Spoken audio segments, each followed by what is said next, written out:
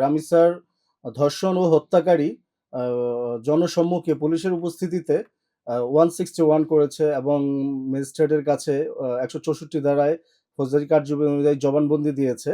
যার ফলে জন আ জ জনগণের একাংশ মনে করেন যেহেতু তার অলরেডি স্বীকারোক্তি সে দিয়েই ফেলেছে তারপরেও তাহলে তার বিচার বিলম্ব কেন?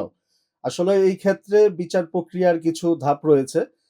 164 দেওয়ার পরেও আ আ আ রামিসার পোস্টমর্টেম রিপোর্ট, আসামির ডিএনএ রিপোর্ট, তারপরে সুরুথাল রিপোর্ট, তারপরে অত্র মামলার সাক্ষ্য প্রমাণ পর্যালোচনা, নথি পর্যালোচনা, তারপর আসামির পক্ষে জেরা, তারপরে ক্রস এক্সামিনেশন এবং আ স অ 342 হিসাবে আত্মপক্ষ সমর্থনের সুযোগ এবং পক্ষ-বিপক্ষ উভয়ই তার যুক্তি তুলে ধরা বাধ্যতামূলক।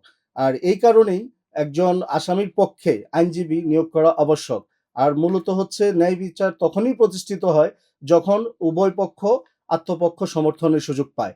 সময় যে বিলম্ব হয়, সময় কি এই কারণেই বিলম্ব হয় কিনা বিচার করতে? হ্যাঁ, এই বিচার প্রক্রিয়াগুলো ধারাবাহিকভাবে যখন আ আ ফলো করে বিচারটা সম্পন্ন করা হয়, তখন ন্যায় বিচারটা সুফল পায় এবং জনসাধারণও এর প্রকৃত সুফল ভোগ করে।